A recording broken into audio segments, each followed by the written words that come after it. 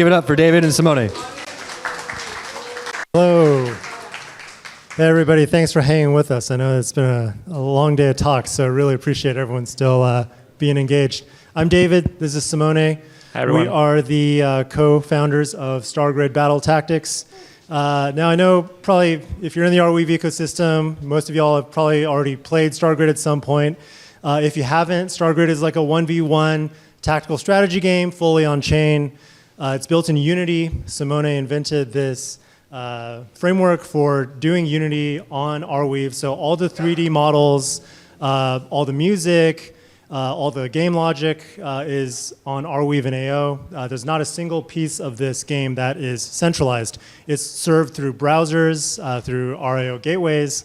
So yeah, we're really proud of the fact that we've been able to create something that we think is pretty special. We launched it back in May. Shout out to Arweave India for hosting StarGrid at Arweave Day India. Shout out to Arweave Oasis for helping us advertise and reporting on StarGrid in Chinese. I mean, this has really been like a community effort, and we couldn't have done it without so many people in this room. So really appreciate the support. We announced in the past few weeks that we are creating an expansion pack, and it's called StarGrid Battle Tactics Galaxy War. So this is releasing later this year, and today we're just gonna kind of give y'all like the broad view of what to expect and kind of where the game stands you know, in the ecosystem, but also just in consumer crypto generally. Okay, so what does consumer crypto even look like right now for video games? I'll be frank, it's a difficult period of time for crypto games. Really big titles that are very well funded, raise a lot of money, like Pirate Nation just shut down, the Sandbox just shut down, a lot of restructuring. Basically, like absent like a full-on bull market in altcoins where everyone's speculating on gaming tokens, it's hard to retain players, right? And I mean, this isn't just the case for crypto gaming. This is also like for SocialFi and for like every other category of consumer crypto that really historically has relied on token speculation to attract and retain users. But regardless of the difficulties, I do believe that crypto gaming is still inevitable. And that's because of these interesting trends that I see happening just in Web 2 gaming. More and more we see mainstream, in many cases, AAA gaming titles integrating crypto-like features. So one example here is Mecha Break. This is a screenshot I took from Mecha Break. This is a AAA giant robot battle game. And they have a secondary market. This is a P2P market for skins, in-game skins, and it looks like very similar to any NFT marketplace that you might be familiar with. And the reason this is happening more and more across a lot of different games is because the structure of the gaming industry generally is forcing game developers to find every possible method of monetization. So pair this with another interesting trend, which is, you know, recently Google has updated their terms of service for allowing self-custodied wallet applications in the Google Play Store, right? I think that's only a matter of time until we get the right lawsuit from the right company, and you know, the Apple App Store also begins giving us a really well-defined framework for crypto features and applications there. And we see large gaming studios like Sony, Ubisoft, actively having their own like crypto divisions for like these secretive gaming projects that they can easily cut off if they fail, right? But like the point is that they're trying, and everyone's super conscious of this. So we're moving into a world where the line between crypto games and just regular games is actually going to disappear. Like my prediction essentially is in the next 5 years, there's not going to be any difference. Games will just have crypto features. They will have NFT-like skins, characters, weapons, and they will have tokens. And in fact, many of the most successful games in markets like Japan already have very lucrative models for in-game currencies that aren't crypto tokens. That, you know, you buy these in-game currencies, you can't transfer them, you can't sell them, but these games are making hundreds of millions or billions of US dollars in revenue over the course of their lifetime. So, long story short, we're building for the future in which regular people will be interested in having games where they can earn, right? And this is like not news for anyone, but the difference is the onboarding and the distribution methods will be way more similar to what people are already used to rather than what we've been kind of thinking of as crypto apps. In other words, like we're just going to stop thinking of consumer crypto as consumer crypto and just think of it as regular consumer applications. Okay, so where does StarGrid fit into this? Oh, so the other interesting thing about consumer crypto generally for me is that it does two things. Number one, it attracts users to your protocol, right? The other thing is that it drives innovation. Gaming historically has driven innovation in tech just generally since the dawn of gaming, right? And if you really think deeply about this, why does this happen? It's because games have no other necessary purpose besides just being novel, interesting, and fun, right? And you could theoretically do that with any set of digital hardware. Like, and that's why games have been like one of the first use cases since the dawn of computing. This is an image of Jensen Huang, CEO of NVIDIA. This is from 2015 when they had Project Shield. This was a defunct handheld gaming device that streamed PC games from NVIDIA servers, like using NVIDIA GPUs. I just have this as an example because, you know, there was, for the vast majority of NVIDIA's lifespan as a company, their main avenue of revenue and profitability was consumer gaming, right? And it took a long time, but all of their experience in consumer gaming has led now to them being the most dominant AI company in the world, right? And you can't necessarily predict these things, but innovation happened over a very long period of time, and it was driven by gaming, right? So I think that in tech generally, in Arweave and AO, in every blockchain ecosystem that has a very well-established gaming vertical, this is also advertently or inadvertently what's happening. And for StarGrid, we take a lot of pride in being the most robust, the most fully featured consumer app that we can be. And as new features are getting rolled out by other developers in the ecosystem, we try our best to integrate those things as soon as possible. Like just for example, Wander Connect, it's fully in production for us right now. And it's like one of the first examples of real users using these novel features that other developers in the ecosystem are creating. What are we adding to Galaxy War? So the main attraction for our expansion are going to be new characters and new battle arenas. If you've already played StarGrid, you know that our characters are parodies of iconic crypto figures. So we have Donald Trump, Elon Musk, CZ, and Vitalik currently in the game. We are adding Michael Saylor. His parody version is named Michael Saylor, and he is the high priest of Bitcoin. So in this future in StarGrid, Bitcoin is a religion, and he is like the Pope. And his special abilities include buying Bitcoin and then using that Bitcoin in offensive and defensive abilities. So he's going to have a Satoshi's orbital laser where he can summon this laser beam from space that zaps his opponents. We have a character based on Paris Hilton. Her name is Berlin Marriott. Berlin, kind of like a shout out to headquarters of Arweave. She's a space DJ, and she has a little chihuahua in her purse. So that's her melee attack, is she hits people with a chihuahua, and her ranged attack is this set of speakers, which will be a very interesting mechanic. She can lay these speakers across the map and basically detonate them with music waves that damage her opponent.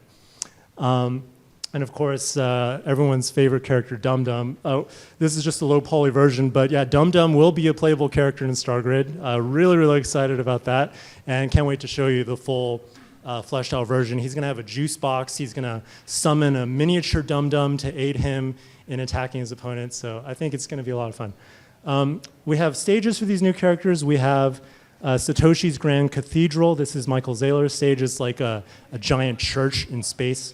We have Crypto.biz Arena. This is like a shout out to Crypto.com Arena in Los Angeles. That's where I lived for many years. But that's Berlin Marriott's stage, and it's like a music arena where she's going to be battling people. And we also have a surprise to announce today. Okay. Oh, but I'll get to that in a second. The other suite of new features that we're adding, subspace chat, which is, of course, made by Ankush. We're going to add subspace chat directly into matches so that you can talk trash to your opponent while you're playing against them. And you can continue to talk trash later on in subspace. Yes, yes. And we're going to have full HyperBEAM integration. So Simone is following very closely every single new HyperBEAM release. So, you know, one of the issues that we dealt with periodically with StarGrid since launch was like random network instability where like less than 1% of the messages wouldn't get pushed. But you can understand that in a competitive game, if your message doesn't get pushed, it kind of ruins the whole match, right? So we're hoping that HyperBEAM, we're really looking forward to the fact that it'll solve that and just be a much more snappy, like very fast and more consistent user experience for everyone. We have also put a lot of effort into optimizing StarGrid for mobile browsers, which means that through your Wander Wallet browser or your MetaMask browser or Brave or Chrome, you'll be able to just play StarGrid as if it's like a fully, you know, optimized mobile game. This was based on a lot of feedback that we got from our players in India and the Philippines. Turns out that like over 90% of those players are mobile only and they're playing on Android devices that are like 2 to 4 years old. So we've like really optimized to make this as lightweight as possible for those specific devices, and I think it'll change the whole StarGrid experience. You can just play on the go, and I don't know of any other fully on-chain game that is going to have such a smooth and robust UX, right? So we're really, really excited to bring that to market and show everyone. Also, the new characters that we're adding are going to be purchased with our game's token, Space Money. And we're not keeping any of those purchase revenues. We're just going to burn them directly. So you can imagine if there's 3 characters right now and all of them need to be unlocked with Space Money, and you know, if the game scales in popularity, more and more people buy the characters, the burn mechanism will also scale. So the more popular StarGrid becomes, the more of the token gets burned. And it's a fairly simple mechanism, but we wanted to make sure that there's some kind of lasting incentive for people to be excited about earning the token.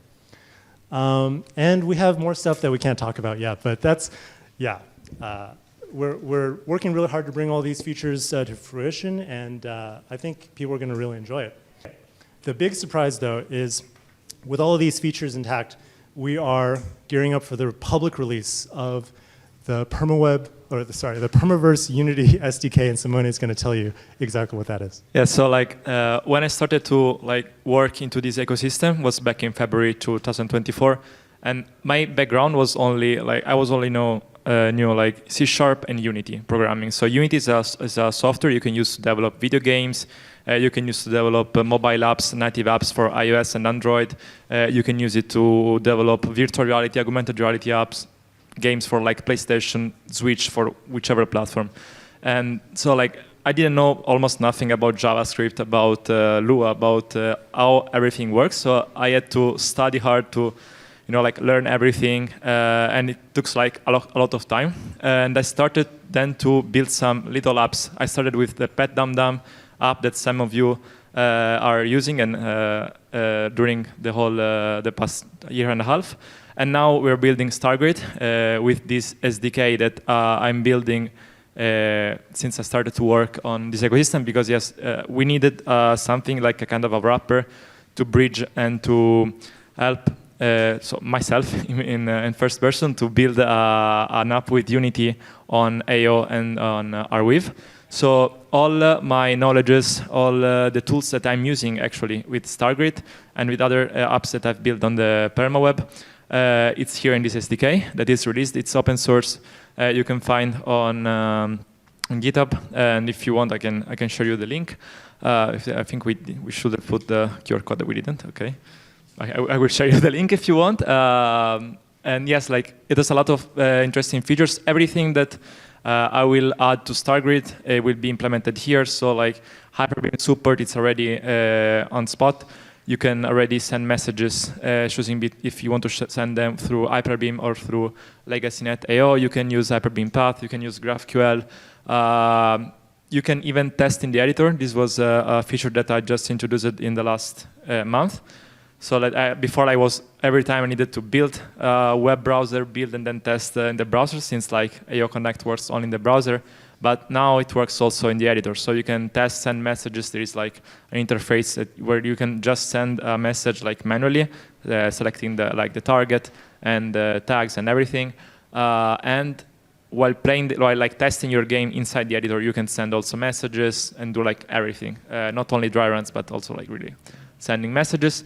And there are also some tools to help you load 3D models directly on Arweave that you can download at runtime during the game. So yeah, I hope that if someone of you wants to create like more like interactive, immersive experiences, that don't stop only on a web, because like now our limitation is that we can just build on web browsers since the AO Connect library is only in web browsers. But thanks to the new advancements with the what Sam and Tom have talked about earlier, the possibility to sign messages with just an URL request. This opens a lot of possibilities. So we could be able potentially to create, everyone will be able to create even native iOS app, Android app, virtual reality app, augmented reality apps. Everything that is possible to be created with Unity will be possible to be created on AO and Arweave through Unity with the Permaverse Unity SDK. So